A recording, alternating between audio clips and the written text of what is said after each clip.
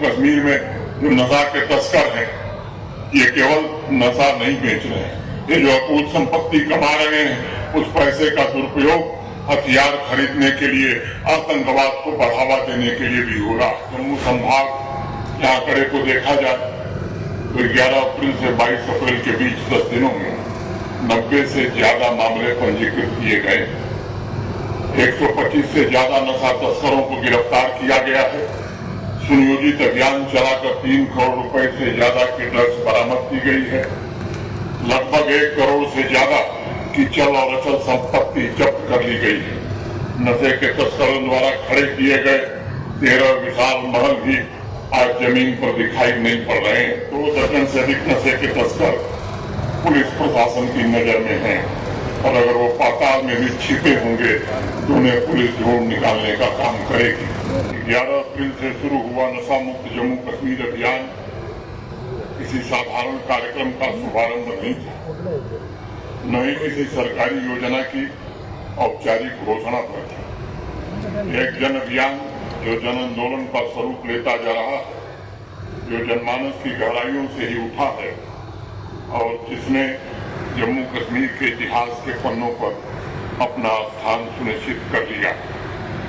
आज मैं आपके सामने पूरे विश्वास और दृढ़ता से बात कहना चाहता हूं कि सांबा नशे के खिलाफ एक नए संकल्प के साथ प्रज्वलित होता हुआ इस मैदान पर दिखाई पड़ रहा है।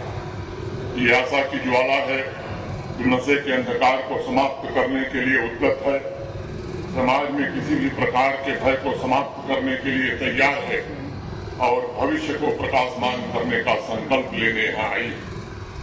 इन बीते 15 दिनों में जनमानस में मैंने जो क्रांति देखी है वो किसी चमत्कार से कम नहीं है। यह परिवर्तन ऊपर से थोपा हुआ परिवर्तन नहीं, बल्कि जमीन से उठा हुआ परिवर्तन है। और मैं जोर देकर इस बात को कहना चाहता हूँ, यह किसी सरकारी आदेश का परिणाम भी नहीं, बल्कि एक जागरूक समाज की सामूहिक चेतना का प्रतिफल।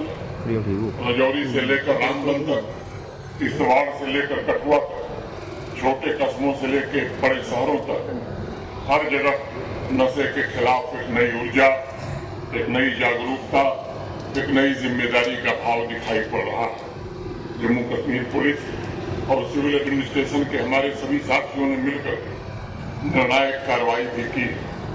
मैं आपको बताना चाहता हूं कि पूरे जम्मू संभाग के आंकड़े को देखा जाए तो 11 अप्रैल से 22 अप्रैल के बीच 10 दिनों में 90 से ज्यादा मामले पंजीकृत किए गए। 125 से ज्यादा नशा तस्करों को गिरफ्तार किया गया है। सुनियोजित अभियान चलाकर 3 करोड़ रुपए से ज्यादा की ड्रग्स बरामद की गई है। लगभग 1 करोड़ से ज्यादा की चल और अचल संपत्ति जब्त कर ली गई है। नशे के तस्करों द्वारा खड़े किए गए 13 विशाल महल भी आज जमीन पर दिखाई नहीं पड़ रहे हैं। 12 दिनों में 798 ड्रग और केमिस्ट शॉप का निरीक्षण भी हुआ है। 15 ड्रग स्टोर्स के लाइसेंस निरस्त कर दिए गए हैं। 354 ड्रग यूजर्स की पहचान की गई है और उनमें से 323 ड्रग यूजर्स को डी एडिक्शन और रिहेबिलिटेशन सेंटर भेजा जा चुका है। 461 ड्रग एडिक्ट की काउंसलिंग भी की गई है। मुझे इस बात की बहुत प्रसन्नता है कि जम्मू संभाग के विभिन्न जिलों में 2000 के आसपास महिला समितियों की स्थापना की गई है और मुझे विश्वास माताओं बहनों के सहयोग से समाज के इस कैंसर का इलाज हम अवश्य कर पाएंगे। 187 ड्राइविंग लाइसेंस, 5 गाड़ियों के रजिस्ट्रेशन को निरस्त किया गया है।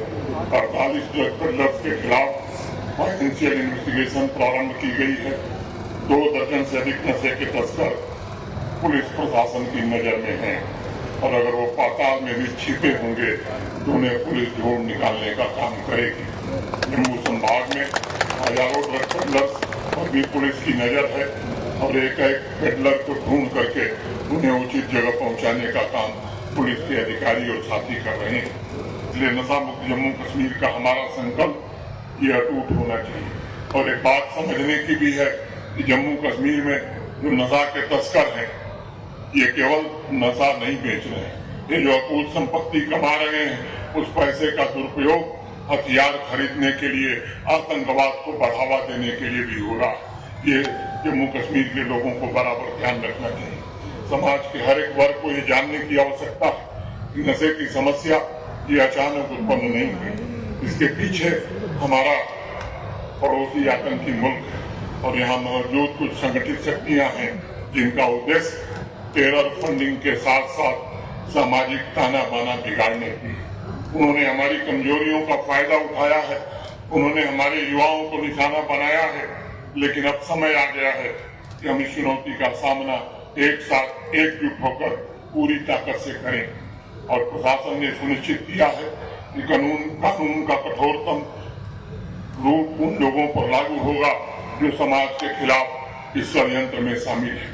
तस्करों के पूरे तंत्र को नेस्तनाबूद करने के लिए सिविल और पुलिस प्रशासन ने एसओपी तैयार की है।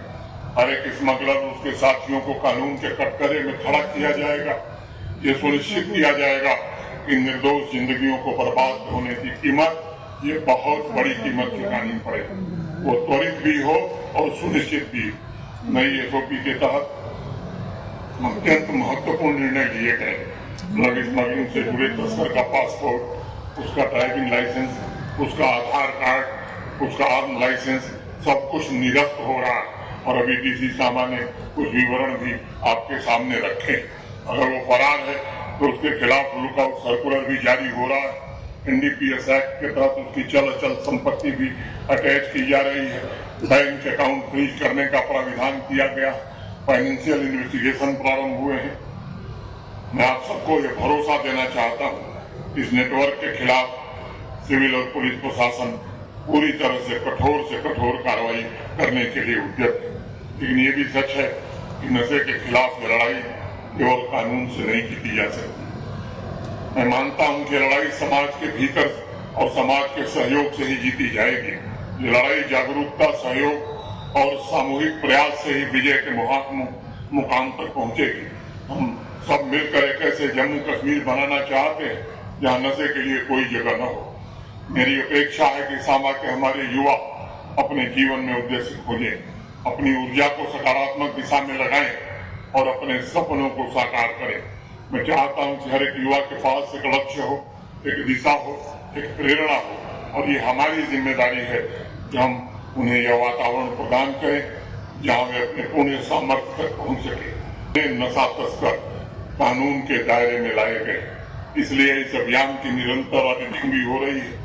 डिप्टी कमिश्नर के स्तर पर हर सप्ताह पदयात्रा और अन्य कार्यक्रमों का विश्लेषण करके ये सुनिश्चित किया जाएगा कि अभियान नई जागरूकता पैदा करे, साथ साथ नशे के शिकार लोगों की देखभाल, एक संपूर्ण श्रृंखला, उनके पुनर्वास, रिहेबिलिटेशन की एक संपूर्ण श्रृंखला प्रशासन ने बनाई है। पहचान और प्रारंभिक परामर्श से लेकर नशा मुक्ति उपचार, उसके बाद देखभाल और उनका विधिवत पुनर्वास, ये जम्मू कश्मीर प्रशासन का संकल्प है।